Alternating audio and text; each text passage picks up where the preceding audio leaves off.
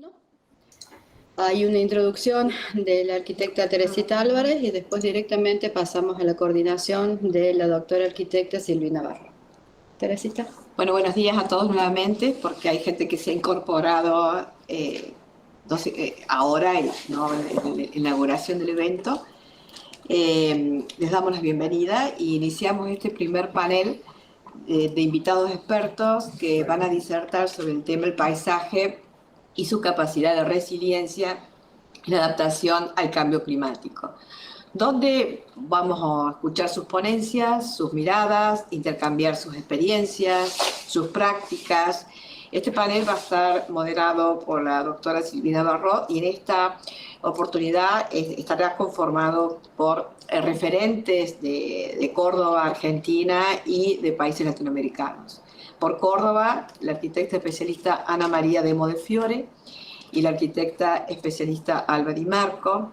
Por Costa Rica, el magíster arquitecto Carlos Yankelevich. Por Chile, el magíster arquitecto Ricardo Rivero Celis. Y por Colombia, magíster arquitecta Diana Wechner. Todos van a abordar esta problemática en continuidad, ya lo abierto al tema de Marta Fajardo con una excelente exposición.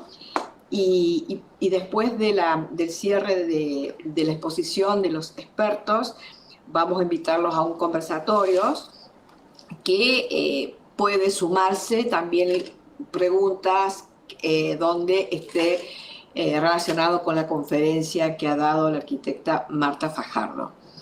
Los invitamos también a que pregunten, que se animen a hacer más interactivo, ¿no?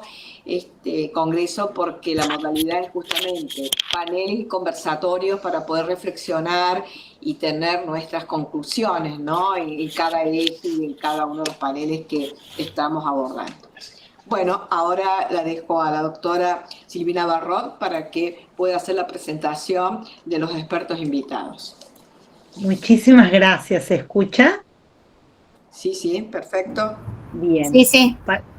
Para mí, bueno, es un honor haber escuchado la conferencia de Marta y en esta oportunidad también tengo el honor de presentar, lo voy a hacer por orden alfabético para que quede de la manera más ordenada posible, a la arquitecta Demo Ana María, a la arquitecta Di Marco Alba Irene, al arquitecto Yankelevich Dahan Carlos, al arquitecto Rivero Celis Ricardo y a la arquitecta Wechner Diana.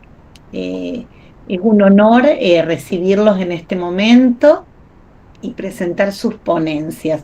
Si están de acuerdo, vamos a comenzar con la arquitecta Ana María Demo, a quien tengo el honor de presentar. Ella es arquitecta por la Universidad Nacional de Córdoba, miembro de IFLA, de CAP, tiene estudios en arquitectura paisajista por la Universidad de Oregon, es profesora emérita de la Universidad Católica de Córdoba, ha sido profesora de la Universidad Nacional de Córdoba, es fundadora y exdirectora del Instituto del Paisaje de la Universidad Católica de Córdoba, donde ha comenzado el curso de posgrado en arquitectura paisajista, ha sido disertante en congresos y en distintas universidades, ha participado en seminarios de intercambio con OSU, ha publicado en revistas especializadas, tiene una trayectoria en sus trabajos profesionales en el estudio Fiore y actualmente en Ana María Demo de Fiore y Asociados, y es Senior Advisor en Crear Estudio en San Diego, California. En este caso tengo el honor de introducir su presentación. Bienvenida, Ana María, un honor para nosotros recibirla. Bien. Gracias por tu presentación y yo voy a presentar una invitación a desarrollar una nueva conciencia sobre la idea de renaturalización en la ciudad y la capacidad de resiliencia. Es un honor estar aquí hoy con ustedes, en este espacio universitario donde se cultivan las ideas que dan forma al mundo de hoy y de mañana, Y en lo personal, un privilegio regresar a la institución donde me gradué y formé como educadora. Por ello también mi sincero agradecimiento. Hoy no vengo a hablarles de una postura técnica, sino a extender una invitación colectiva a concebir juntos los lugares donde deseamos vivir, trabajar y soñar, a desarrollar una idea de ciudad más calificada, más humana, más flexible. Michel Jean Bertrand, en La ciudad cotidiana, dice: la ciudad es apasionante, semejante a un organismo vivo, del que se pueden analizar sus funciones y escudriñar su corazón. Las ciudades, como los organismos, nacen, crecen, algunas duermen el sueño eterno quedando como testigos del pasado, otras desaparecen. Hoy, muchas ciudades medianas y jóvenes atraviesan cambios profundos e inéditos que plantean grandes desafíos para los arquitectos paisajistas y demás disciplinas. Vivimos una transformación climática, social y cultural, y el camino que estamos trazando es el de la renaturalización de nuestras ciudades latinoamericanas y el fortalecimiento de su resiliencia. Abordaré este tema de a través de tres ejes: el cambio, la ciudad como sistema, la profesión del arquitecto paisajista. El cambio climático, veamos. El clima siempre ha cambiado, sí, pero el cambio actual antropogénico es diferente. Por primera vez alteramos los procesos planetarios en su conjunto. Sabemos que es el resultado de nuestro comportamiento como especie y que por ende también podemos cambiarlo. La responsabilidad es compartida. El cambio social. Hoy convivimos con generaciones que superan los 80 y 90 años. Fenómeno inédito en la historia humana. En el 2024, en este mismo recinto, participé del Congreso RIAMP sobre el envejecimiento placentero y su impacto en políticas urbanas inclusivas. El cambio demográfico exige ciudades adaptadas a nuevas etapas de la vida. Vamos al cambio cultural. Hemos comenzado a comprender los límites ecológicos del planeta. Las ciencias naturales y ambientales aportan investigaciones fundamentales y la planificación urbana atraviesa un cambio de paradigma. Dejamos atrás las ciudades modelo, trazadas sobre el tablero como San Francisco en Estados Unidos, y abrazamos el concepto de ciudad ecosistémica, todavía no. Una evolución iniciada por Ian McHarg en 1964 con su método de las transparencias. Hoy planificamos desde las condiciones naturales y sociales del lugar. La ciudad como sistema, ahí va la primera. ¿Qué entendemos por ciudad? Desde una visión sistémica que comparto profundamente, la ciudad se compone de tres subsistemas interrelacionados. Primero, ¿nosotros compartimos o comparten ellos? Nosotros compartimos. Okay. Quiero presentar un gráfico. Desde una visión sistémica que comparto profundamente, la ciudad se compone de tres subsistemas interrelacionados. El sistema natural, ¿está compartido? Fuente de recursos y hoy amenazado. El sistema social evoluciona constantemente generando nuevas necesidades. El sistema cultural ilumina el conocimiento con nuevas tecnologías y enfoques. Este enfoque es integral y es clave si aspiramos a una ciudad resiliente, como lo acaba de manifestar Marta Fajardo. Como arquitectos, paisajistas y estudiantes, debemos desarrollar una conciencia amplia, creativa y flexible que vincule lo social, lo ecológico, lo político, lo económico y lo productivo sin perder de vista la significación del entorno para el individuo. Las visiones urbanas más transformadoras de hoy nacen del entrelazamiento de disciplinas como diseño, ecología, economía, política, salud y cultura.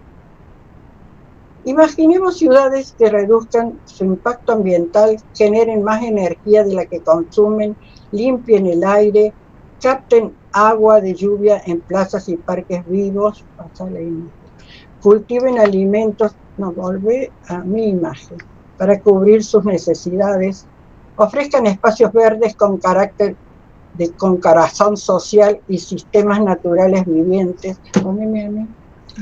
Esto ya está ocurriendo en diferentes lugares del mundo.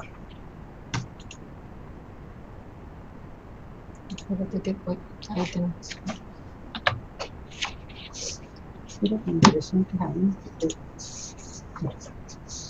Bien, perdón. La arquitectura del paisaje ahora.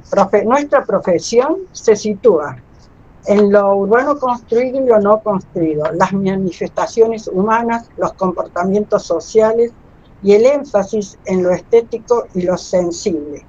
Cada ciudad tiene una expresión única, un sentido del lugar que configura su identidad y nosotros la cuidamos como valor esencial. Hoy superamos las limitaciones del enfoque estructuralista de Kevin Lynch, hitos, ejes, nodos, tejido urbano, y profundizamos la mirada hacia ese tejido urbano porque es el que alberga los grandes cambios humanos, el que posibilita la infraestructura verde y azul y ofrece oportunidades para el desarrollo físico, cultural y espiritual.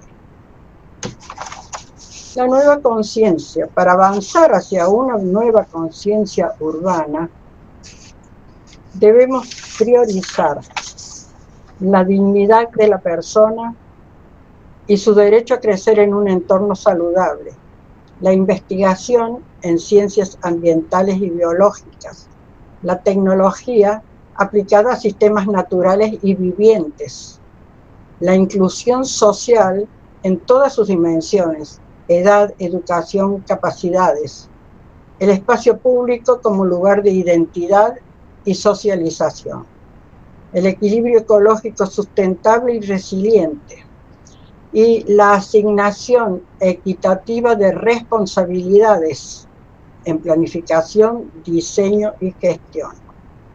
Como advierte el Nobel Joseph Stiglitz en El malestar de la globalización, incluso los proyectos mejor intencionados pueden fracasar si no se definen y asumen claramente las responsabilidades.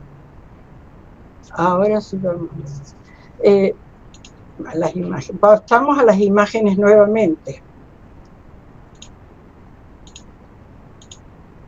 Bien. Quiero expresar que el arquitecto paisajista está preparado para intervenir en procesos de cambio. Su formación interdisciplinaria, su mirada crítica, su comprensión sistémica del territorio y su capacidad creativa lo habilitan para actuar de manera eficaz. Pensando globalmente y actuando localmente, como bien dijo John Carpenter, decano de Ohio State University. Presento algunas imágenes. Esta está relacionada con un barrio ubicado en Barcelona, y una calle muy concurrida con automóviles fue transformada, reconfigurada para actuar como espacio de socialización. La siguiente. Y presento el Heritage Park, una intervención en 4 o 5 hectáreas en un tejido, un tejido habitacional, digamos. Está propuesto para recoger aguas de lluvias y ser procesadas en este río, en esta corriente de agua que termina en una laguna de infiltración. La siguiente. Aquí se presenta el trabajo que fue realizado en el año 2005 y donde intervinieron, realizado dentro de la municipalidad de la ciudad de Minneapolis, todas las oficinas y todos los especialistas en distintas especialidades para poder concretar un proyecto que fue la primera experiencia que ellos tuvieron. La siguiente. Muestra el barrio residencial y el resultado de esta intervención, con intervención con el sistema de aguas y vegetación muy natural. La siguiente. La siguiente. La siguiente. Esta sería la laguna de infiltración, un pequeño sistema viviente que trabaja con el agua de lluvias y que para ellos les resultaba sumamente contaminada con barro, objetos, todo lo que arrastraba una tormenta, y termina acá en esta laguna de infiltración. Mi última figura, mi última imagen es esta, una imagen de gran significación, elaborada por Estela Gómez Leiva y Rocío Acosta, que es una síntesis de la idea de ciudad, que me gusta dejárselas a ustedes. Está expuesta en la muestra que el arquitecto Lucas Períez ha organizado como parte de este evento. Y los dejo con una pregunta final. ¿Qué ciudad queremos dejarles en las próximas generaciones? Una ciudad verde, equilibrada, vibrante, inspiradora. Una ciudad que no solo funcione, sino que emocione. Desde esta universidad, desde sus ideas, desde su creatividad, pueden ayudar a rediseñar el mundo y en especial a renaturalizar nuestras ciudades en Latinoamérica. Gracias por su atención y sobre todo gracias por imaginar conmigo. Ana, muchísimas gracias, un honor escucharla. Seguramente después habrá tiempo para conversar y además agradecemos el orden con el tiempo. Muchas gracias. Así que, bueno, en esta oportunidad damos continuidad a este panel y vamos a presentar a la arquitecta Alba Irene Di Marco. Está presente, ¿no es cierto? Es de la que está Sí. Bueno, ¿Está presente la arquitecta Di Marco? Sí. Ay, acá estamos, perfecto, arquitecta. Bueno, la vamos a presentar con un gran honor. La arquitecta Alba Irene Di Marco es arquitecta por la Universidad Nacional de Córdoba, especialista en planificación y diseño del paisaje por la Universidad Católica de Córdoba, es profesora consulta por la Universidad Nacional de Córdoba, directora del doctorado binacional en estudios urbanos regionales Bauhaus, Universidad de Weimar, Alemania, y de la Universidad Nacional de Córdoba, directora de la especialización en planificación y diseño del paisaje por nuestra querida facultad, e integrante del comité académico y docente del doctorado en arquitectura también de nuestra institución. Es profesora en DOCTA, Paisaje y Patrimonio, y ha desarrollado múltiples publicaciones, tanto de libros como de capítulos, sobre el tema paisaje y ambiente a nivel nacional e internacional. Bueno, va a ser un honor para nosotros escuchar sus palabras, así que quedamos atentos y a la espera de escucharla.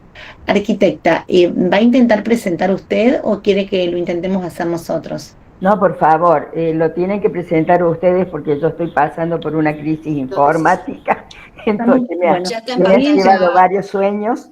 Entonces, por favor, ahí está, muy bien. Bien, perfecto. Muchas gracias, Silvina. Gracias, muy amable. Es un honor y un placer estar acá. Mucha felicidad de que se haya logrado este encuentro y felicito el esfuerzo de la organización, realmente muy bien. Voy a comenzar la exposición. Mi exposición va a constar de dos partes, una de hablar del estado de la cuestión y otra del qué hacer. Con mi función de directora de la especialización en planificación y diseño del paisaje, he desarrollado una actitud muy crítica frente a los quehaceres sobre él, pero también he reflexionado mucho sobre cómo realizarlo. Por esa razón voy a ser un poco más práctica en mi exposición. Siempre uso esta placa de Sul Solar que la hizo comienzos de 1900, en donde él le llama Ciudad Lagui, y en realidad muestra la relación y la función de la ciudad con respecto al territorio. En las proporciones y en las formas podemos hacer muchas deducciones. Siempre ha sido mi plano o mi pintura preferida para todo tipo de exposición. Podemos pasar, Silvina. Voy a empezar a hablar sobre el estado de la cuestión.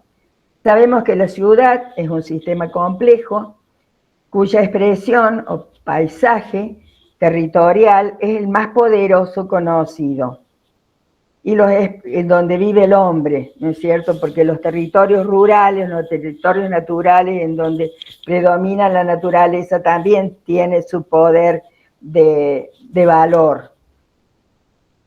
A su vez también es poderoso el hecho de los espacios que contiene, y en esos espacios es donde mejor se expresa la imagen de la ciudad y su relación con la naturaleza del territorio, conformando así el paisaje de la ciudad. No se concibe un paisaje de la ciudad sin su relación con el territorio, y eso lo ha marcado muy bien Marta recién, ¿no?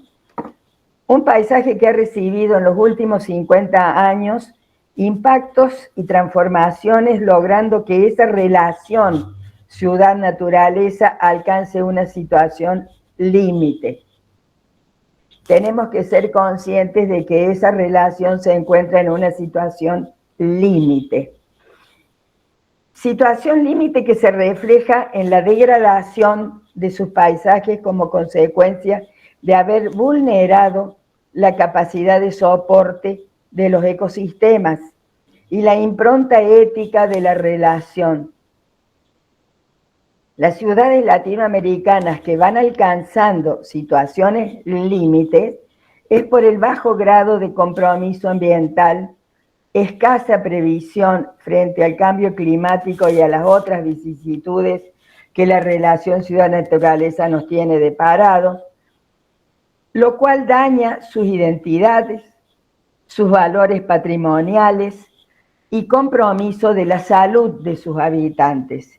Me alegró mucho que Marta hiciera mucho hincapié en la salud mental y física de los habitantes, porque es uno de los compromisos que tenemos como profesionales, y trabajar para mejorar esa relación. La que sigue. Ustedes ven las imágenes de abajo que van acompañando. Es una ciudad absolutamente contaminada, y ahí estamos hoy trabajando. Es la ciudad de Córdoba. Vamos a hablar sobre el paisaje, el sistema urbano y la rentabilidad económica. Caigo en una temática dura, que es la parte económica, pero que tiene mucho que ver con el haber llegado al límite de la situación. Los patrones de crecimiento urbano suelen estar más relacionados con la propiedad del suelo y la viabilidad de su gestión que con la racionalidad que eficientice las infraestructuras, los servicios urbanos, los servicios ecosistémicos de la naturaleza de su territorio, o que colabore con la lógica de su paisaje. Estos procesos son insuficientemente regulados y o controlados por parte del Estado, siguiendo propuestas propias del capital económico que maneja el mercado inmobiliario.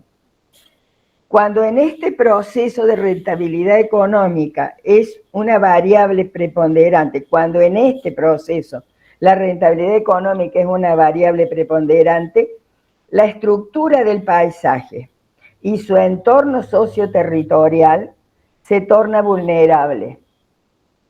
Su valor hedónico, su valor patrimonial e identitario pierde la importancia de sus significados y disminuyen los servicios que brindan sus componentes.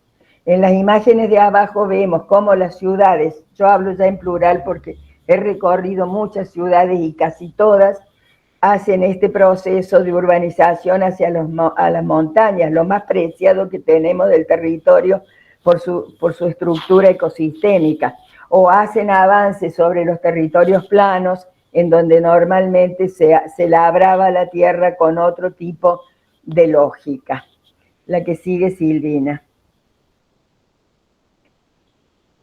¿Cómo impacta esto en la estructura del paisaje? Este proceso modifica el paisaje original, produce pérdidas y degradaciones que pueden llevar a situaciones de riesgo ambiental, como que lo que está sucediendo, contribuyendo al cambio climático. A su vez produce la artificialización del paisaje con otra estructura, fragmenta el territorio, genera manchas con reducida biodiversidad y vulnera el equilibrio ambiental. Lo estamos viendo en las imágenes de abajo. Las ciudades divididas, pérdidas de patrimonio y reemplazo por otro uso y por otra imagen, avances sobre las montañas, sin plan, sin una previsión de relación. O si no, lo que decíamos, la reducción de la biodiversidad, como vemos en las imágenes de abajo. A su vez, la artificialización del paisaje con otra estructura fragmenta el territorio, genera manchas con reducida biodiversidad y vulnera el equilibrio ambiental.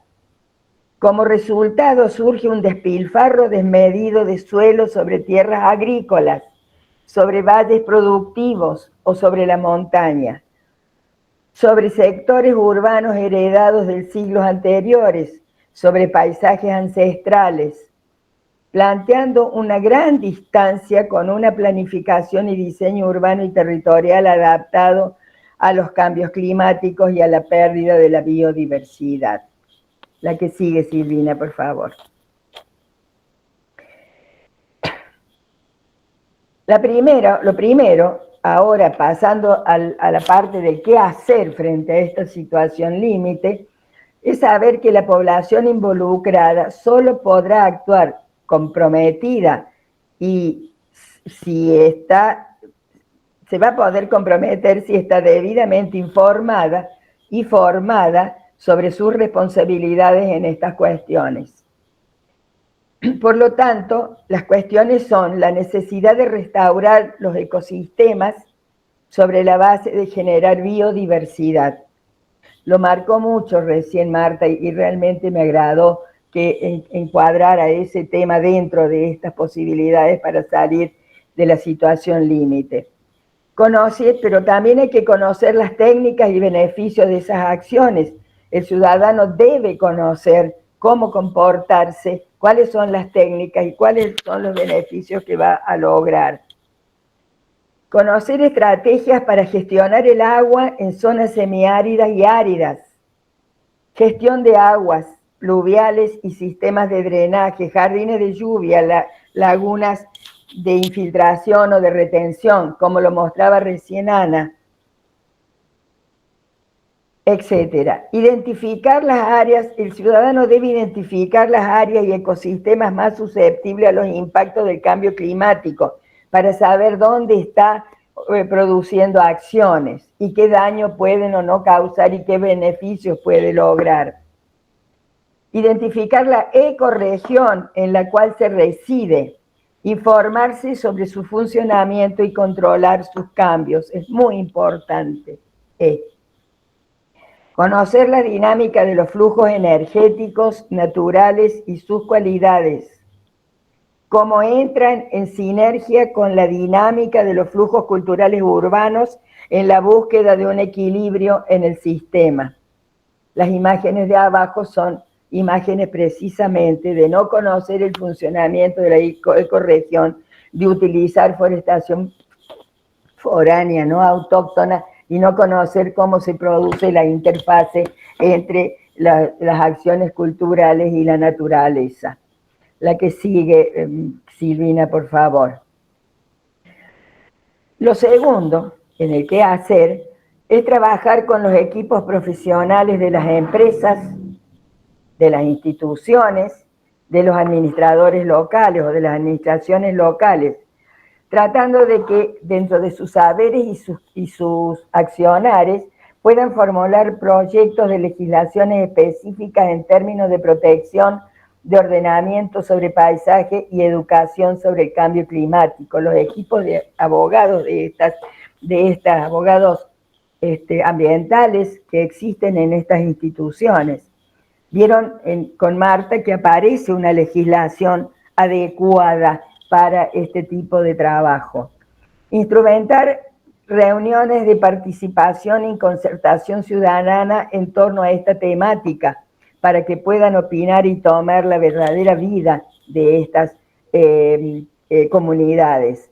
Incorporar a la planificación urbana la característica de la ecorregión con sus componentes principales, su funcionamiento, su dinámica, sus paisajes, su identidad. Reconocer la matriz natural y el proceso de transformación por efectos de la antropización. Debo saber en qué matriz estoy parado al diseñar, al proponer transformaciones.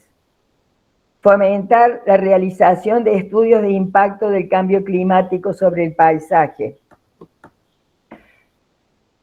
Articular políticas públicas e instrumentos que impulsen relaciones armónicas en el paisaje entre la actividad humana y los ecosistemas, entre las inversiones y el patrimonio. Todo esto el ciudadano debe conocer. Explicar cómo la alteración de la relación de los componentes de la imagen influyen sobre la salud y el humor de los ciudadanos. Desasosiego, desorientación, extrañeza, estrés, etc. El paisaje brinda salud. Involucrarlos para que utilicen nuevos criterios de diseño y planificación urbana, cambiando paradigmas y recurriendo a aquellos que plantean absorber y adaptarse a los impactos del cambio climático. Solicitarles realizar la permanente gestión de riesgos ocasionados por el cambio climático, administrando su monitoreo y evaluación. Las imágenes de abajo muestran la implantación de construcciones de barrios en lugares absolutamente desafortunados o el uso inadecuado en las ciudades de los espacios públicos.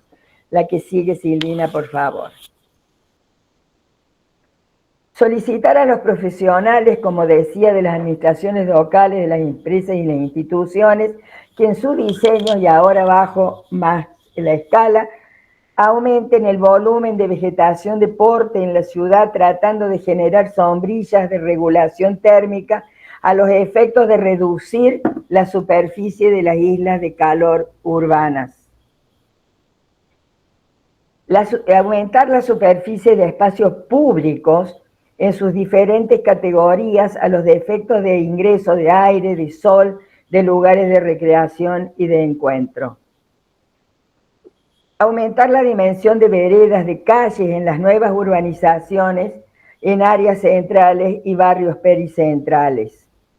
Los barrios privados pequeños no tienen, precisamente faltan estas dimensiones para tener una vida urbana saludable. Formar refugios verdes para mitigar el calor urbano para los ciudadanos sin techo. La que sigue, Silvina, por favor. A manera de cierre, corresponde decir que es nuestro deber proponer acciones transversales e innovadoras en nuestras ciudades, con nuestros proyectos, con nuestras intervenciones, con el fin de reconstruir el vínculo ecológico, el vínculo social, cultural y económico, y como consecuencia el paisaje. Una de esas acciones es considerar el impacto de los que los proyectos de paisaje ocasionan sobre las ciudades. No son inocentes en muchas oportunidades. Estos tienen la capacidad única y la gran oportunidad de proponer el almacenamiento de carbono a través de suelos, de vegetación y de agua, y de reducir el carbono incorporado a los proyectos. La capacidad de almacenamiento de carbono incorporado varía ampliamente según el tipo de ecosistema y su estructura biodiversa. Por esa razón es necesario saber cómo funciona la ecorregión y en qué lugar estamos situados para llevar adelante las propuestas, las acciones. Los parques y las áreas urbanas públicas también pueden ser depósitos de carbono, pero al tener superficies duras de hormigón, de acero y otros productos manufacturados, cambia la proporción de absorción. Por ese motivo se plantea que en los proyectos de paisaje se controle la huella de carbono, el ciclo de vida de los materiales duros a utilizarse. En este tema se aconseja construir con menos materiales con carbono incorporado y reutilizar más. Utilizar alternativas de diseño y productos con bajas emisiones de carbono. Espero que sea útil estas ideas para posteriormente el debate. Muchísimas gracias, arquitecta Di Marco, por sus aportes muy valiosos. Continuamos, si les parece, para después poder cerrar con una puesta en común. Nos acompaña en este momento también el arquitecto Carlos Jankilevich Dahan, de San José de Costa Rica. Es arquitecto por la Facultad de Arquitectura y Urbanismo de la Universidad Nacional de Córdoba, es máster en Planeamiento Urbano Regional de la Escuela de Economía y Ciencias Políticas de Londres. Participa del programa o ha participado del programa de doctorado como visitante en la Escuela Bartlett de Londres. Es miembro de la firma Tropic Internacional, ha desempeñado trabajos en planeamiento, ejecución de proyectos de ordenamiento territorial, planificación y diseño de paisaje, diseño urbano, recuperación ecológica y mitigación de impacto ambiental en proyectos en Costa Rica, Centroamérica y el Caribe. Es miembro del Comité Científico Internacional de ICOMOS, IFLA, de la cual fue presidente de las Américas entre 2010 y 2014, participa en el movimiento de iniciativa latinoamericana del paisaje, es autor de diversos estudios, ha obtenido el primer premio en investigación en la Bienal Internacional de Costa Rica en el 2010, es coautor de la Carta Latinoamericana del Paisaje suscrita en el 2018, es docente investigador de la Escuela de Arquitectura de la Universidad de Costa Rica y es director de la maestría en paisajismo y diseño, en realidad lo ha ejercido hasta el 2013, momento a partir del cual coordina el Observatorio del Paisaje de la Universidad de Costa Rica. Bueno, esta vasta trayectoria de algún modo tienen que ver con esto que va a exponer en esta oportunidad, estos 3 modelos paisajísticos en pro de la resiliencia ecológica y social. Bienvenido y muchísimas gracias por su participación. Escuchamos atentamente su participación. Muchas gracias. Vamos a ver si logro compartir. Ya se lo ponemos en pantalla, arquitecto, por favor. No, uso el mío. Ah, bien. Prefiere usar el suyo, Mónica. Muchas gracias. Jorge, salgan. Bueno, muy bien. Bueno, es una gran alegría estar con los colegas que me acompañan en esta mesa y compartir con ustedes este encuentro, reflexionando juntos sobre temas vitales para nuestra práctica profesional y académica de hoy. Agradezco la invitación a participar en este importante evento y a los organizadores por su esfuerzo y dedicación. A quienes nos acompañan por la oportunidad de compartir inquietudes unida a la voluntad de abrir nuevos horizontes y encontrar posibles soluciones en común. La renaturalización de las ciudades y su capacidad de resiliencia a lo largo del vasto y diverso territorio de Latinoamérica es también la del paisaje a través de los espacios urbanos, rurales, silvestres y sus interfaces. Así, los invito ahora a que me acompañen a reflexionar brevemente sobre la renaturalización posible basada en 3 modelos paisajísticos en pro de la resiliencia ecológica y social. Lo haremos a partir de 3 bloques. Un primer bloque de contextualización, seguido de un segundo bloque en que haré una breve resencia de los modelos a los que he hecho referencia, para finalmente cerrar con el análisis de 2 casos de renaturalización de la ciudad y gestión del paisaje en San José de Costa Rica. Como podemos observar, la configuración de la cobertura vegetal forma parte de la identidad comunitaria y caracteriza el paisaje.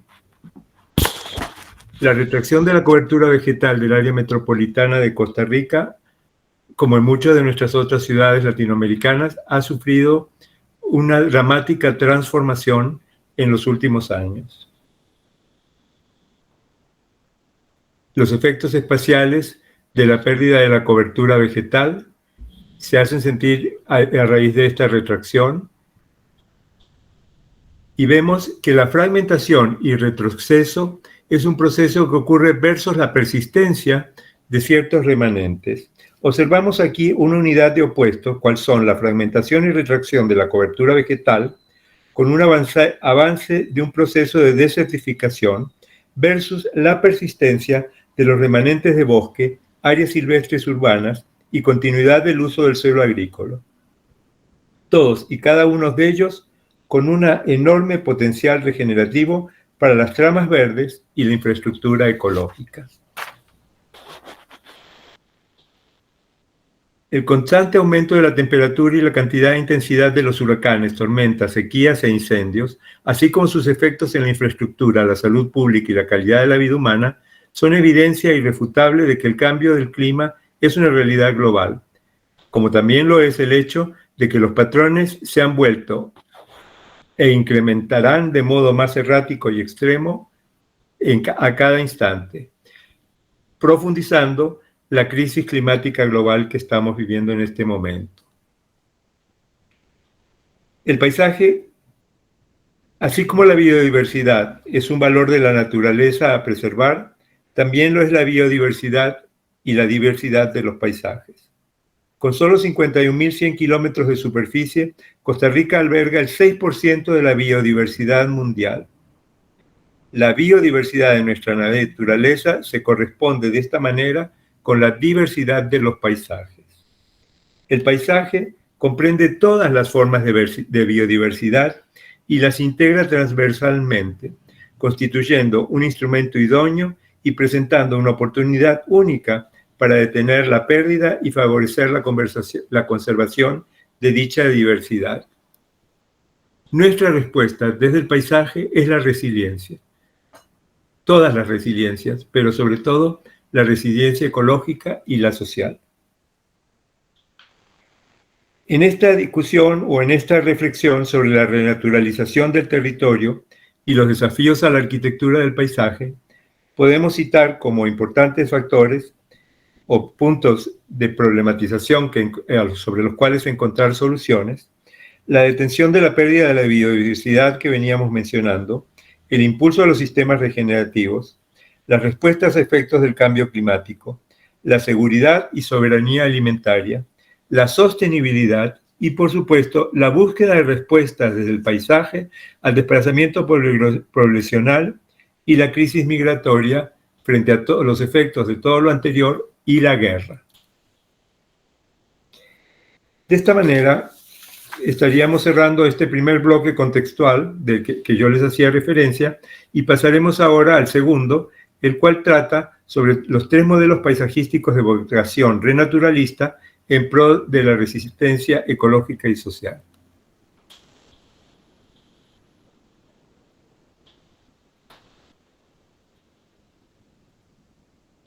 Richard Foreman, desde la School of Urban Design de Harvard, entre 1976 y 1996, estudió las tendencias y patrones de fragmentación de la cobertura vegetal debidas al proceso de urbanización, espontáneo o regulado.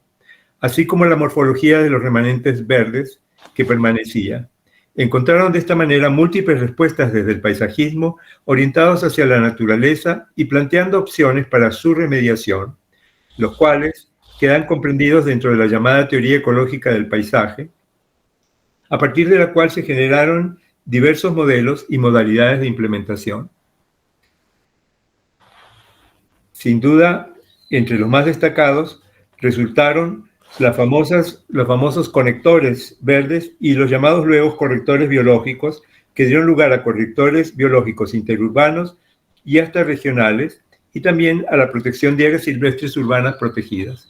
En la imagen, el corredor biológico de Mesoamérica se trata en este caso de una gran escala, una macroescala regional, en donde vemos la aplicación de los principios de esta teoría y ya hechos una realidad. A su vez, a partir de la teoría ecológica del paisaje y los objetivos de sostenibilidad, autores como John Lyle y Bill Reed plantearon la opción del diseño regenerativo, lo anterior con el concepto de paisajes activos que generan y renuevan recursos versus los pasivos que los consumen y agotan.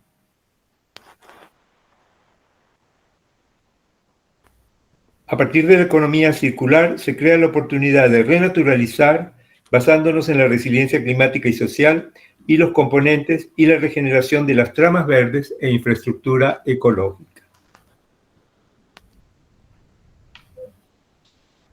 Finalmente, desde el Observatorio del Paisaje de la Universidad de Costa Rica y basados en los modelos anteriores, hemos planteado y estamos implementando estrategias basadas en un modelo que llamamos de núcleos regeneradores. Estos núcleos regeneradores parten de la idea de que de los remanentes de bosque ripario, remanentes de bosque secundario avanzada o de cobertura vegetal, producto de la actividad agrícola, que existen como grandes oasis dentro de la trama urbana en medio de zonas desertificadas, pueden usarse como elementos a partir de los cuales se regeneran las tramas verdes de lo que nos gustaría hoy llamar infraestructura ecológica. Vemos así, a partir de esta manera, los tres modelos que de alguna manera sustentan los dos ejemplos de estudios de casos, y es que es nuestro tercer bloque, sobre renaturalización de la ciudad y gestión del paisaje. En el primer caso, estamos hablando de la puesta en práctica del concepto que les explicaba.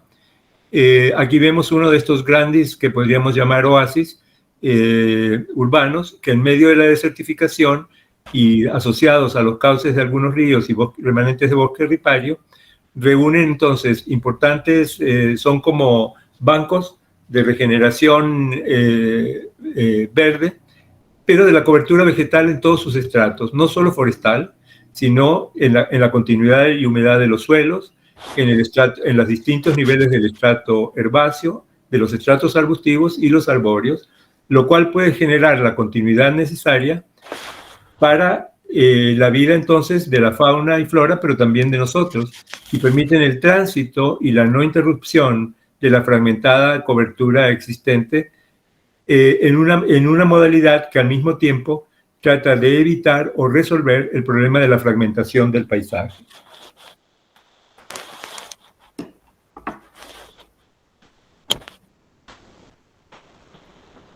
La resiliencia social y la gestión comunitaria tiene que ver entonces con el desarrollo de conectores verdes. De esta manera, vemos acá en práctica el modelo que estamos generando en una acción municipal coordinada. Es decir, tenemos una legislación que permite a distintos municipios crear una suerte de corporación, de clúster o nodo, llamaríamos intermunicipal, y luego de un año, que es estrictamente público, se permite también una corporación público-privada. Entonces estamos trabajando, lo que ven en las imágenes es un proyecto, una estrategia que lleva ya varios años de ejecución y sigue en marcha, que consiste en la acción conjunta de al menos 3 municipios y un cuarto que también está asociado. Vemos cómo a través de los cursos de agua, de ciertas líneas, digamos, de ciertos canales de vialidad, de los corazones de manzana y persistencia de parques urbanos, vamos regenerando esa especie de encaje, no una cobertura vegetal continua, pero sí un encaje que permite la continuidad, a la manera de la teoría de Richard Foreman, de reconectar esos grandes espacios remanentes y cubrir la zona vastamente desertificada con una regeneración de la trama verde en base a huertas orgánicas, a jardines y espacios públicos verdes y también a la recuperación de parques urbanos. Lo anterior lo hacemos haciendo inserción en comunidades de asiento. Pueden ver ustedes acá en esta imagen los grandes bloques verdes a partir de los cuales pretendemos regenerar la trama verde, y cada uno de ellos se asienta, como lo ven en la parte inferior relacionada con la parte superior, con las comunidades de asiento que tienen que ver con el ejercicio de tratar de recuperar la conexión entre estos grandes espacios con este encaje que podríamos llamar de reverdización barrial a partir de las tramas verdes, y esto, por supuesto, a favor de la infraestructura ecológica. Pasamos ahora entonces así a nuestro segundo estudio de caso, y este tiene que ver con la movilidad peatonal y el recorrido como instrumentos de planificación y renaturalización. Tenemos una ley en Costa Rica sobre recuperación de la movilidad peatonal, pero más que nada aunque da una grandes opciones, más bien ha sido utilizada con fines turísticos en el sentido de permitir o flexibilizar el uso de espacios públicos urbanos con relación al turismo, y nosotros hemos aprovechado esta ley para proponer una red de peatonal que permita entonces, asociada al proyecto anterior, este es un proyecto paralelo, pero que trabaja con unas zonas específicas de la ciudad. La que ven acá en amarillo es una red de peatonal, o podríamos llamar una peatovía versus ciclovía, peatovía, que tiene una continuidad de 7 kilómetros y que conecta partes importantes verdes, aquellos famosos núcleos de oasis de los que hablábamos, con parques existentes y con áreas silvestres que están semiaisladas o en peligro de deterioro, y que de esta manera pueden ser reconectadas y revitalizadas.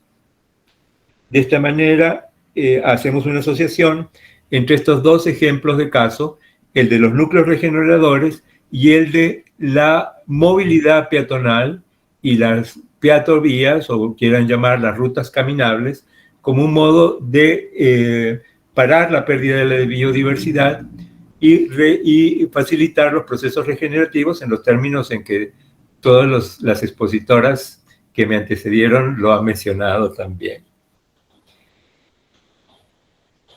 Quería decirle entonces que esta peatonización o estas redes aprovechan todo tipo de espacios. No necesariamente tengo que tener terrenos, yo puedo usar muros, partes de aceras, usar macetas, pero también una alta tecnología de señalización y de control. Ahí ven ustedes las cámaras de seguridad, los elementos de iluminación que permiten estratégicamente hacer de estas rutas de caminabilidad lugares seguros en las diversas horas del día, y aunque haya mayor concentración de público a las distintas horas o no. Aprovecho la oportunidad entonces para destacar que en este proceso de renaturalización y recuperación hay, a través de, sea los núcleos generadores de los que he hablado o la movilidad peatonal, como dos ejemplos activos de posibilidad de renaturalización práctica en base también a la acción comunitaria del gobierno local, y sí apoyados también como la universidad, y como el recorrido es también un instrumento de planificación y gestión. Esto asociado a la idea de que todo esto puede también tener que ver con la importancia, reforzar la importancia del eje naturaleza y cultura y la percepción que transforma el mundo que espontánea o irreguladamente hemos creado, pero siempre con una visión desde nuestra cosmovisión latinoamericana. y precisamente de esos me han dado la posibilidad de dirigirme a ustedes mañana, creo, en una presentación de una ponencia a la que los invito, en la que me referiré específicamente a este tema de la relación entre cultura y renaturalización, pero también desde una visión o desde la cosmovisión de nosotros como latinoamericanos. Muchas gracias. Muchísimas gracias, Carlos. Un honor escucharlo. Ha sido un verdadero placer.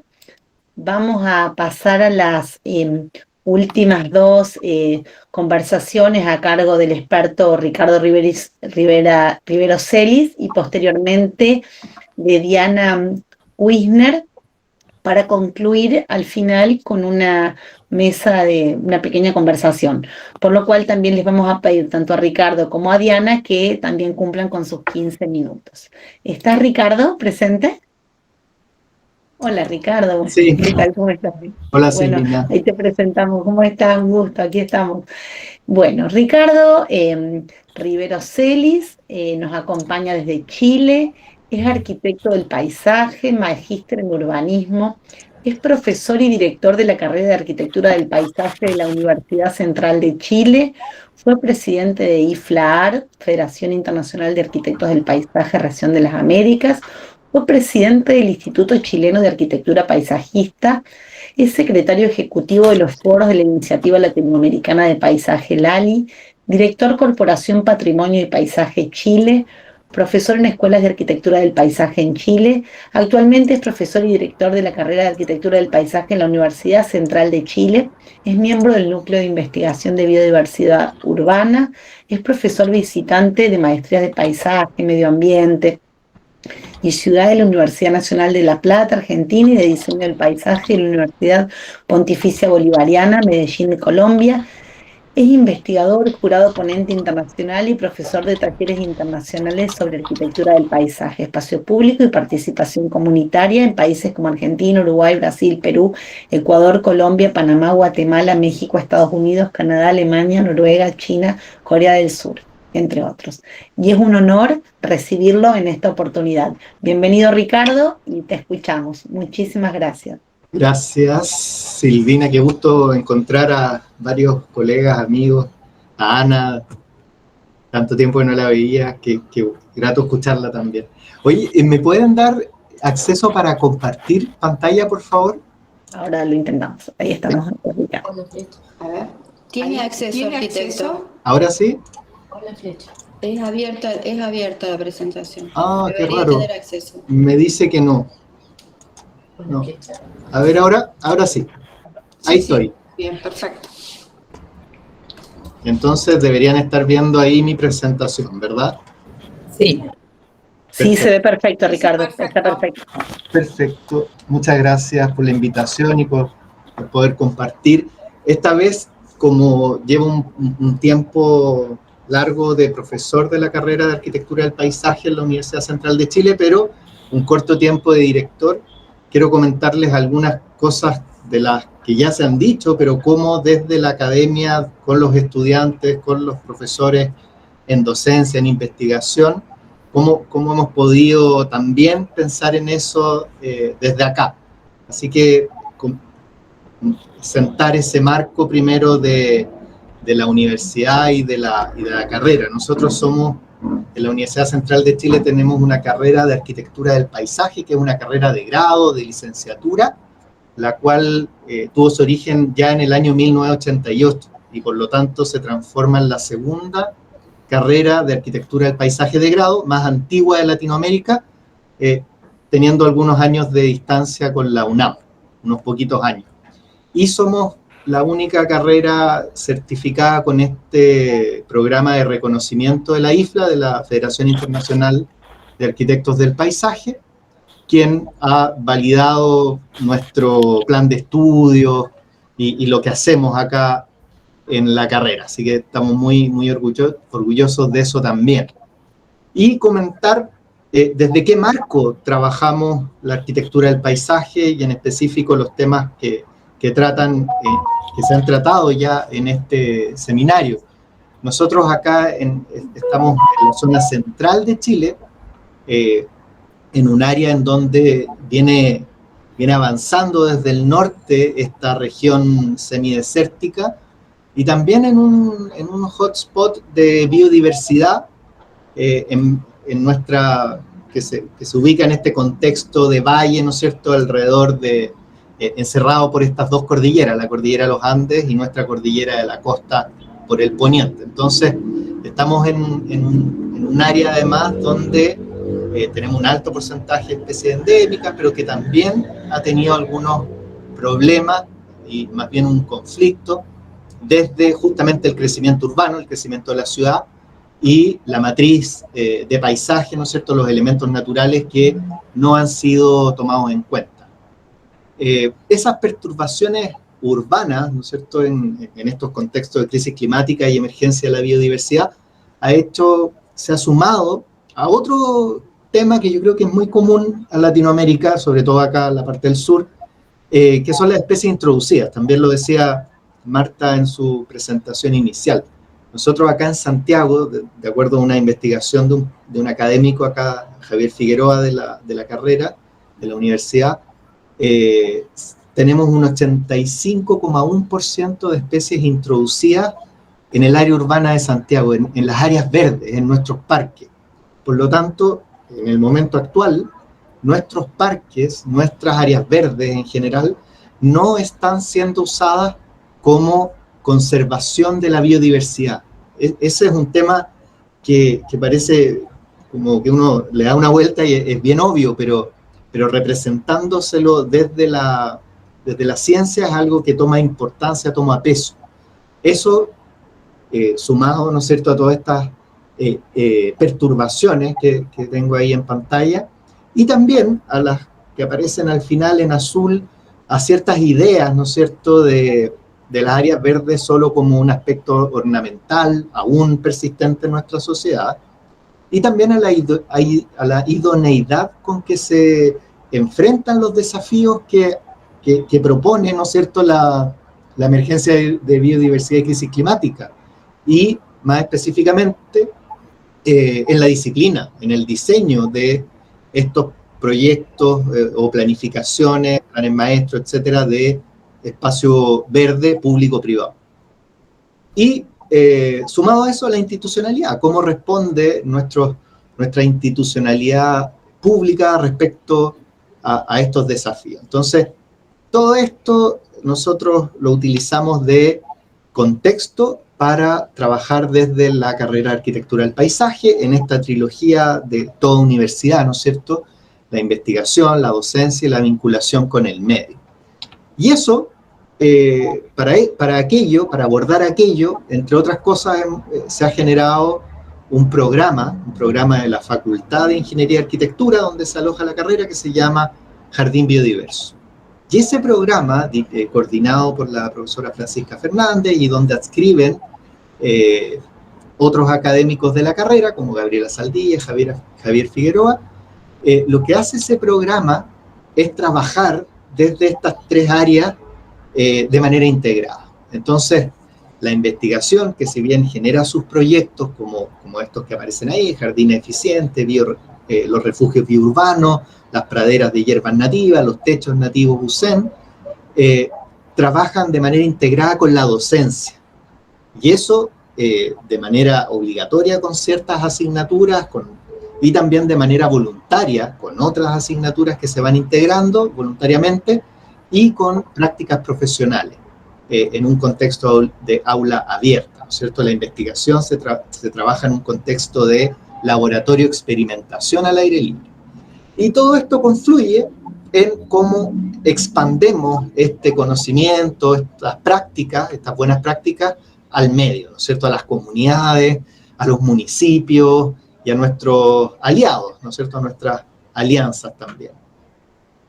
Todo eso finalmente nos va dando una continuidad muy, muy natural hacia el posgrado posteriormente. Y ya estamos trabajando en ciertos programas de educación continua en estos ámbitos, en diseño para favorecer la biodiversidad y también en, por ejemplo, arboricultura urbana frente a emergencia climática y otros sobre paisajes culturales que ya están diseñados. De esa manera, entonces, entendemos la carrera, como académicamente en el contexto universitario, en donde la investigación, la vinculación con el medio y la docencia se funden con un foco en el estudiante. Bueno, para entrar un poquito de lleno al Jardín Biodiverso, este es como decía, es un programa de facultad, es decir, tiene recursos desde la facultad, pero que surge desde la carrera de Arquitectura del Paisaje y con este objetivo de desarrollar docencia, investigación y vinculación con el medio, ¿cierto? Y se ubica en nuestra zona geográfica, biogeográfica, en la zona central de Chile. Nosotros, bueno, enfrenta estas problemáticas, la de conservar los ecosistemas naturales locales, profundizar en la educación medioambiental y propiciar escenarios de enseñanza-aprendizaje que hagan sentido al perfil de estudiante que nosotros tenemos y el perfil de estudiante actual. Este programa se sitúa en un terreno que está próximo a la universidad, el cual está abierto, ¿no es cierto?, a transformarse en este laboratorio, y es muy interesante el terreno porque está al frente de un parque, de un parque urbano, una pieza de parque urbano bastante modesta, ¿no es cierto?, más pequeña, pero que de todas maneras configura un corredor también hacia otros lugares, hacia otros parches de la ciudad.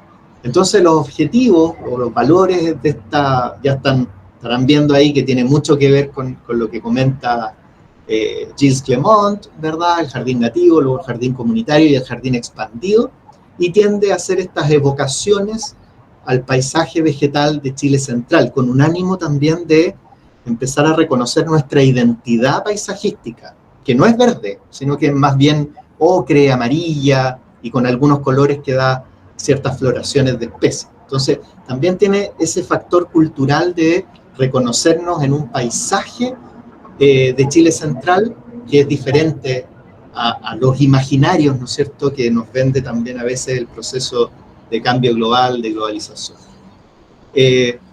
Bueno, nosotros entendemos entonces este desarrollo metodológico que tiene el Jardín Biodiverso, el programa Jardín Biodiverso, en esta lógica de valores asociados a la biodiversidad y de aspectos del valor paisajístico de paisaje. Y todo esto para poder tener estos resultados de metodología de selección de especies, banco de semillas, registro de interacciones ecológicas, hay insectos sobre todo, y otros más como la educación ambiental, por ejemplo. Entonces, en este sistema es que nosotros hemos desarrollado fuertemente este proyecto Jardines Eficientes para el Espacio Público en la región metropolitana en colaboración con el gobierno regional de Santiago y otras casas de estudio y un gran equipo de profesionales. Este proyecto busca mirar, bueno, que se plantea desde las soluciones basadas en la naturaleza, ¿no es cierto?, diseñadas desde la arquitectura del paisaje, lo que busca es mirar estos 4 componentes: la vegetación, el suelo, el agua y la entomofauna. Respecto a la vegetación, se diseñó un prototipo, que es el que ven en pantalla, con un listado de especies, que ya voy a comentar cómo se seleccionó, y que es un prototipo que se repite, por un tema de método científico, ¿no es cierto?, con distintos suelos y distintos criterios hídricos también, distintos criterios de riego. Para seleccionar las especies, tenían que cumplir estos requisitos: disponibilidad en vivero, requerimientos hídricos bajos, adaptabilidad de suelos, categorías de conservación para transformar, ¿no es cierto?, nuestros espacios verdes en conservación de biodiversidad, y otros criterios también, y ahí uno que nos queda pendiente todavía, el profesor Acuña nos proponía otro criterio, esto por fuera del proyecto, que es el secuestro de CO2, o sea, cruzar toda esta selección de especies con cuánto secuestra cada especie de CO2, ¿no es cierto? En cuanto a la entomofauna, se registraron incluso estas interacciones ecológicas insecto-planta, ¿no es cierto?, para ir teniendo registro de cuántos nuevos habitantes, ¿no es cierto?, estos insectos van llegando cuando hay buenas condiciones. ¿Y por qué tanto énfasis en la pradera de hierbas? Es porque en nuestra zona biogeográfica representan el 70% de las formas de vida, ¿ya? Aquí hay algunos como proyectos paralelos que han hecho otros profesionales basándose en información que salen de estos proyectos. Este es una sustitución de una pradera de césped, que ustedes saben las complicaciones que tiene, por una pradera de hierbas nativas, biodiversa, la cual ha tenido bastante éxito, incluso ciudadano, y también de registro de estas interacciones ecológicas también. También como laboratorio abierto, o sea, de modelos de experimentación con distintos tipos de uso, distintos tipos de suelo, etc. Y dando paso a un nuevo proyecto, que es el refugio biourbano, que se centra un poquito más en el agua, como pueden ver ahí con esos desniveles que aparecen en el imaginario, en esa imagen, ¿no es cierto? Y también con el tema de la fauna. Y con esto hemos también visto cómo se acercan nuevos insectos a pleno centro de la ciudad de Santiago. Nosotros estamos aquí, este sitio de la universidad queda a unas 5 cuadras del Palacio de la Moneda, del Palacio de Gobierno, para quienes conocen Santiago de Chile, y se ha transformado entonces en un proyecto bien interesante, el cual queremos complementar, por ejemplo, con la medida de la performance de la propuesta de arquitectura del paisaje, es decir, cuánto CO2 capta un espacio con o sin la intervención. Esta es una foto entre abril y noviembre del año 2023. Y bueno, entender también este dispositivo como un aula al aire libre, en donde se hace docencia, un lugar de aprendizaje, en donde los estudiantes desarrollan no solo su contenido en la asignatura, sino que también el vínculo a la comunidad, a las instituciones. ¿Y cómo expandir entonces esto? Varias maneras, a través de la investigación, vía papers, artículos científicos, libros incluso, también llevando a la comunidad a estos espacios, transformándolo en un lugar de encuentro y sensibilización medioambiental, en donde la comunidad pueda experimentar, ¿no es cierto?, en este verdadero laboratorio al aire libre. También haciendo estas actividades de difusión y transferencia, pero comunitarias, y otras que son como esta, que son ya llevadas hacia los funcionarios municipales. Ya hicimos un trabajo con ellos también para que ocupen este conocimiento en el diseño de las áreas verdes de sus respectivos municipios, sus respectivos territorios. Vinculación con el medio.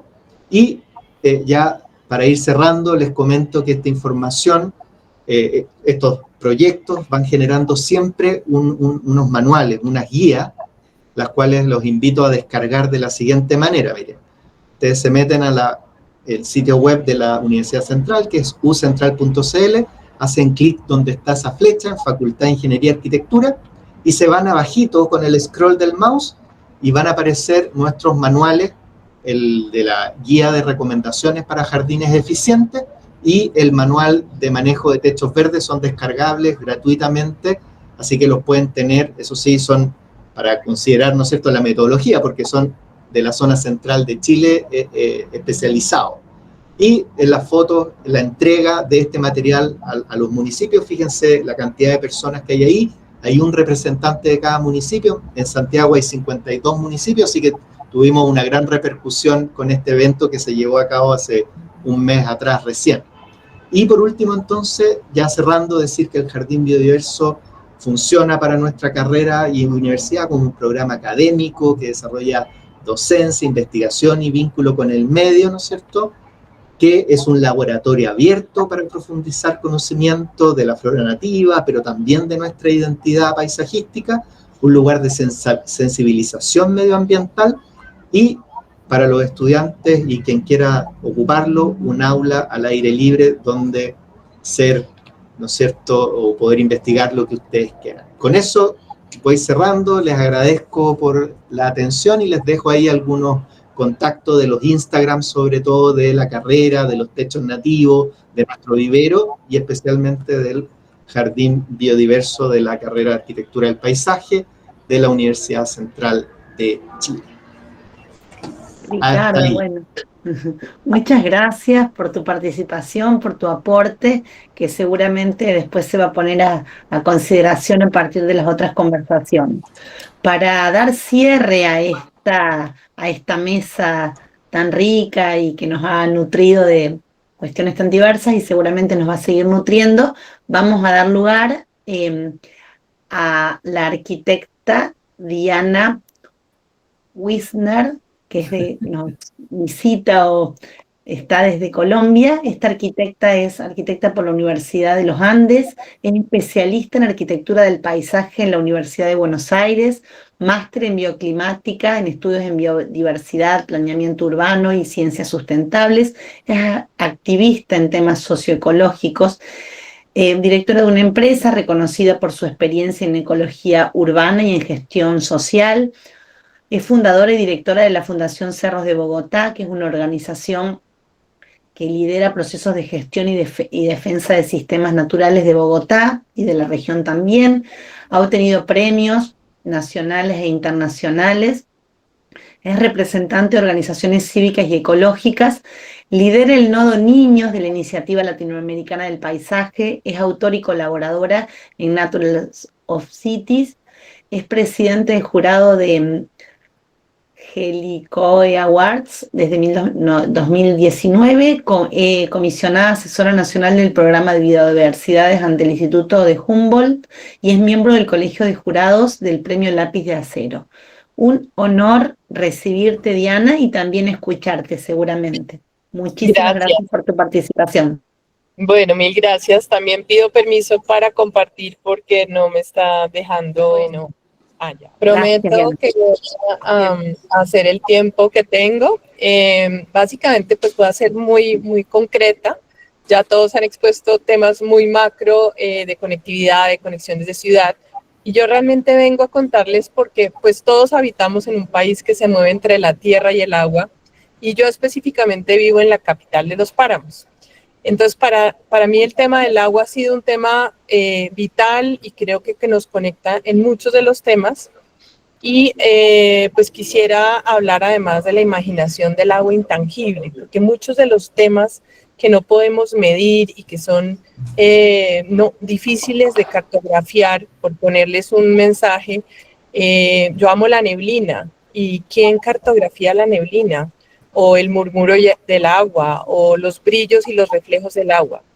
Es algo que va un poco más allá, digamos, de todo lo técnico y lo teórico, y quiero de alguna manera, pues, empezar a ponerles en tema de, pues, muchas veces cartografiamos y dibujamos el agua con líneas, pero realmente las líneas tienen una complejidad que va mucho más allá, y ese carácter vital del agua y esa función como un elemento articulador en los ecosistemas es difícil y que tiene una comprensión que pues muchas veces no la sabemos manejar desde lo técnico, y por eso pongo en colación pues todo este tema que es lo emocional, lo colectivo, la creación. Quiero mostrarles muy brevemente. Preguntas dejamos. Tiempo. ¿Me escuchan bien? Sí. Ok. Sí, está perfecto, se ve bien, Diana, quédate tranquila. Gracias. Dos proyectos muy concretos, de los cuales, pues gracias al trabajo que nosotros hacemos desde la Fundación Cerros, hemos tenido mucho interés en que siempre venga desde la gente. Entonces, tuvimos la oportunidad de hacer un trabajo en Santa Cruz de la Sierra, y pues vemos que digamos, los problemas y las que tienen las ciudades con el tema del agua, pues las ciudades siempre cada vez son más vulnerables a estos eventos relacionados con el agua. Y en el caso de Santa Cruz, para nosotros era muy importante entender desde la gente sus visiones y cuál enfoque integraba esa gestión del agua en el diseño y la planificación. Entonces teníamos un proyecto que era un parque lineal a lo largo del corredor del río Piraí, pero lo importante era entender esa resiliencia, que ha sido el tema que ustedes han puesto en la mesa, y cómo ese temor que le tenía la gente al río por la inundación, porque se han visto afectados, en vez de tener una integración al agua, le tenían miedo al río. Y creo que eso es parte, digamos, de los desafíos del tema del cambio climático. Es como, pues no solo como lo han mencionado mis antecesores muy explícitamente, las ciudades deben adoptar soluciones de infraestructura verde, gestión del agua pluvial, fomentar una conexión, pero desde mi punto de vista, la conexión con las personas, esa conexión profunda con su entorno es fundamental, y entender cómo tenían nuestras culturas anfibias prehispánicas esa relación con el medio ambiente. Entonces, en todos esos talleres que hicimos con indígenas, niños, vecinos, en Santa Cruz se llegó al tema de la importancia de lo que significaba el viborón, el símbolo del viborón, que es el que se adapta en la víbora que sube y baja, que está en la tierra, pero que también se hunde, que tiene una conexión con las comunidades, con esta conexión indígena. Y esto, digamos que de alguna manera consensuado con todas estas personas, se convirtió en ese diseño de ese corredor que reflejaba el Hichi. Entonces, el proyecto se llamó el Paseo del Hichi. Pues no lo voy a mostrar en detalles, sino que quiero realmente resaltar como los temas más importantes de llevar esa conexión en las ciudades, como bien lo habló Marta. En Colombia estamos en una apuesta hacia las biodiversidades, las ciudades biofílicas, las biópolis, que buscan relacionar la relación entre las personas y los ecosistemas. Y de alguna manera, pues todo este diseño de entender que nos hemos enfocado tradicionalmente en hacer infraestructuras de ingeniería que defiendan contra la inundación. En nuestro caso, en el paisaje, es una oportunidad para nosotros que no solo esa infraestructura se convierta en una oportunidad de convenir a lo público, a integrar la naturaleza, y obviamente para nosotros inspirarnos en cómo funciona la naturaleza, cómo la naturaleza soluciona el problema ante las inundaciones, y todo esto pues ha sido lo que hemos llamado en los últimos años la infraestructura verde, y lo que nos ha venido a enseñar. Básicamente, para pues no mostrar un proyecto, sino simplemente sus conceptos, se hablaba, digamos, de este Hichi, esta serpiente a lo largo de un parque, en el cual se trae una serie de actividades, una cantidad de elementos que buscaron básicamente integrar el agua, recuperarla, infiltrarla, también recrear esa piel de la serpiente en los materiales de los pisos, en la topografía, en los movimientos, digamos, que generaría el parque, y abrir los espacios del agua en donde ha sido tradicionalmente canales trapezoidales continuos, y convertirlos realmente en temas de filtros, en temas de apertura, lugares de visibilización de los procesos de la naturaleza. De esa manera, el hecho de hacer visible, como lo han contado todos mis anteriores, Alba, Ana, Carlos, Ricardo, cómo estos ecosistemas se vuelven vibrantes y fomentan la resiliencia en la medida que las personas tienen una relación con el agua, y no cada vez estamos escondiendo más estos procesos del agua. Y pues todos estos seres que somos nosotros, seres del agua, tuvimos también oportunidad de trabajar en Magangué, que es una ciudad inundable, y los pescadores, que han sido tradicionalmente llamados seres del agua, hemos hecho pues también un trabajo con ellos en estos talleres para entender cómo se ha transformado la Ciénaga Grande, y que ellos han sido, digamos, en la cultura Sinú, quienes han inventado todo este sistema de camellones, de los cuales pues parece que nos hubiéramos olvidado, porque cuando llegamos allí también era una obra de una infraestructura gris, un muro de contención, un dique diseñado por ingenieros, para que la población de los pescadores, que estaba acostumbrada a vivir con los ritmos y los niveles de la ciénaga, tuviera un muro que los desvinculara completamente. Entonces lo primero que hicimos fue eso, empezar a jugar con ellos, con los niños, entender cuáles eran sus formas de apropiación, la cultura de la atarraya, todos los sistemas, pero había muy poco presupuesto para todo esto. Entonces se hizo todo un plan, que no se los voy a mostrar porque pues dada la restricción de tiempo, un plan macro, que pues obviamente hacía entender con las personas esa diferencia de las temporalidades y la estacionalidad, y con ellos diseñamos, esto fue en diseño conjunto, el arte de la atarraya se podía convertir en un espacio para la sombra mientras el árbol crecía, o incluso las canoas que estaban olvidadas y perdidas empezaban a volverse elementos del mobiliario urbano. Entonces, la canoa venta, la canoa siesta, la canoa silla, la canoa polinizadora, hablando un poco de introducir ese tema de los jardines biodiversos. Esto, digamos, para mostrarles elementos muy pequeños, concretos y simbólicos de lo que puede volverse la realidad del trabajo con la gente y de verdad promover ese tema de la resiliencia desde estos seres del agua. También empezamos a tejer estas pequeñas bioislas con material vegetal que ya habíamos estudiado con ellos y que podía ayudar a descontaminar mucho de las aguas contaminadas que provenían tristemente de la ciudad. Para terminar, quisiera hablar del que hablamos últimamente, es promover una imaginación tangible e intangible del agua.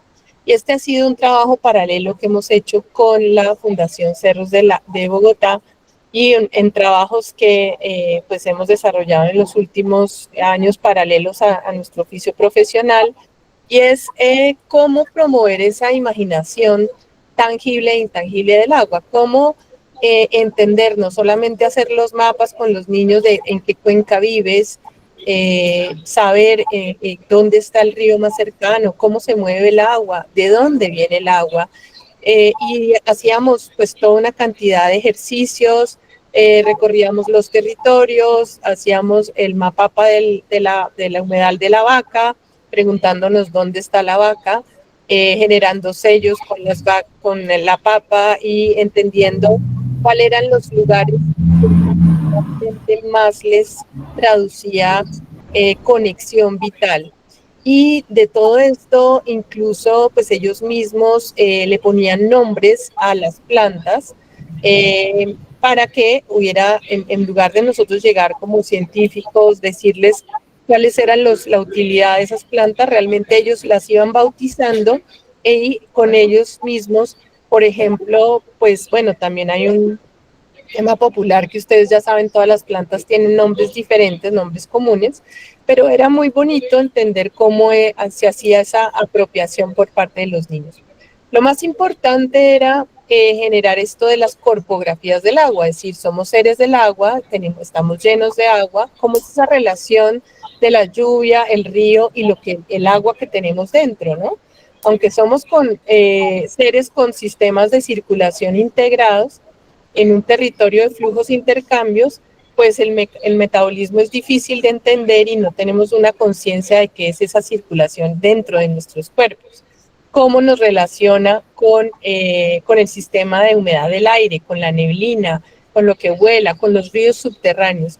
Todas estas experiencias de escuchar a los niños, hacer los mapas, entender esas corpografías del agua, generó, digamos, todo un tema de que ellos proyectaran esa cartografía emocional hacia el futuro y entendieran y se volvieran líderes de la cuenca. Hoy, gracias a esta red, tenemos líderes en Bogotá de niños por cada cuenca hidrográfica. Son básicamente 4 cuencas y pues están organizados de la parte alta hacia la parte baja, y eso de alguna manera ha logrado que pues desde mi punto de vista, cuando me preguntan sobre la resiliencia, pues cómo no empezar desde los actores que son la cuarta parte de la población mundial, que son los niños y los jóvenes, y de los cuales cada vez hemos tenido más desconexión. Por eso promovemos el sentido de la civilidad. Los ciudadanos somos pilares fundamentales para que la biodiversidad sea una meta. Y por eso nosotros seguimos y resistimos desde hace más de 16 años, no solamente haciendo proyectos, sino celebrando el agua y promoviendo ese sentido de civilidad entre las personas comunes. Esa es mi intervención. Muchísimas gracias, Diana, muchas gracias. Qué riqueza estas 5 propuestas que han atravesado muchísimos aspectos y que no me parece menor que concluyan con la educación y con la infancia, que de algún modo tiene que ver con el futuro. Entonces nos dejan pensando mucho para estos días también que vienen. Si están de acuerdo, hemos pensado en, dada la mañana que ha sido muy movida, hacer 2 preguntas que, bueno, estén destinadas a quienes puedan responderlas o quieran responderlas. Por supuesto que a menos que ustedes quieran hacer algún comentario en particular, esta mesa de expertos que nos ha ofrecido muy ricas propuestas y nos ha dejado pensando mucho. ¿Están de acuerdo que hagamos 2 preguntas o que ustedes hagan comentarios al respecto? Y después por ahí estos días podemos seguir comentando y conversando. Bien. Bueno, ¿quién se anima a preguntarle a estas personas que nos ofrecieron planteos tan interesantes, ¿no? Tanta diversidad y tanta posibilidad de pensar el paisaje.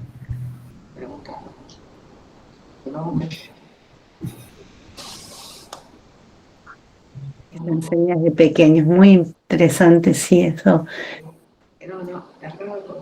Mónica, por favor. Carlos, Ricardo, Diana, Marta, no sé si quieren comentar algo a modo de cierre o quieren... Ana, que las veo ahí, están... Pues yo creo que ha sido un panel muy interesante esta mañana de ver cómo pues, la visión desde lo territorial, desde lo macro, que ha sido como lo que ha iniciado Marta en su conversación y muy frecuentemente Ana y Alba conllevaron, digamos, toda esta visión territorial desde la ciudad, desde los territorios, de ir mucho más allá de las ciudades y adentrarse en el estudio de los territorios. Y como pues Carlos menciona pues todas esas conexiones, toda esa relación simbiótica de conectores ecológicos, pero también desde lo sociocultural, y Ricardo lo aterriza a lo que está pasando ya en la academia, que me emociona mucho, porque todo el tema de jardines biodiversos es algo que también se ha venido trabajando acá. De hecho, ya se creó aquí un barrio que se llama El Gran Chico, gracias a los conectores de elementos puntuales de jardines, y pues yo simplemente quería cerrar también como desde lo muy local, desde las acciones ciudadanas, de lo pequeño, también es poderoso ese sentimiento de generar la resiliencia, no solamente desde esa visión macro que todos tenemos en la formación, pero como también las pequeñas acciones y involucrar, que todos fueron muy enfáticos, involucrar a la gente, pero también desde la calle, desde la ciudadanía, hacerlo nosotros como activistas. Entonces, pues creo que es algo que concluye este panel, pero pues obviamente no quiero cerrar la palabra, sino simplemente coger un poco lo que todos saben. Gracias, Diana, muchas gracias. Bueno, Alba, Carlos, Ana está ahí con su manito levantada, así que vamos a escuchar a Ana. Si yo quiero, por un lado, agradecer a las organizadoras, que ha sido muy lindo, y también esa oportunidad que, aunque, no sé, se ha dado de casualidad, pero en realidad todas las exposiciones han ido de lo macro a lo micro, de lo general a lo local. O sea, no sé si ha sido una coincidencia, pero eso ha sido muy pertinente. Bueno, les agradezco mucho a ustedes y felicitaciones. Muchas gracias, Ana, muchas gracias. Alba, Carlos, no sé si quieren decir algo, Ricardo, Marta. Yo levanté la manito, Y Alba, ¿sí? Lo que dice Ana, que han coincidido en alguna medida, desde Marta hasta la última exposición de Diana, creo que es porque estamos reunidos, casi todos, que tenemos una línea de pensamiento muy semejante. Todos estamos en realidad en la gran lucha, porque no es pequeña, es grande, la lucha de preservar el paisaje, de intervenir en los cambios de alguna manera. Nosotros lo hacemos desde la educación, porque yo ya estoy retirada de la profesión, pero en realidad lo hacemos a través de la educación. de generar masa crítica a través de los territorios, de que los jóvenes piensen de otra manera el mundo. El paisaje forma parte importante de nuestro mundo actual y creo yo, fanática quizás, creo que es un capítulo que nos permite concientizar. La base de esto creo que está en la concientización de la población, de no menoscabar la idea del paisaje, no menoscabarla, considerarla que a través de él fundamentalmente vamos a lograr salud. La salud de las ciudades, del hombre urbano, está fuertemente colapsada, sobre todo por el estrés. Y yo supongo que el paisaje, por eso es la fuga de los fines de semana a los lugares con un poco de agua y un verde, pero también esos lugares van siendo colapsados por el turismo incontrolado. Entonces creo que la lucha está puesta en esto, en salvar la salud del individuo urbano fundamentalmente. Y por eso creo que todos vamos en esa dirección, de distintos puntos, con distintas teorías, pero creo que todos estamos en la misma vía, lo cual me da un placer enorme. Qué emoción. Muchas gracias, Alba. Ana, muchas gracias. No sé si Carlos quiere decir algo. Marta. Está abierto el micrófono.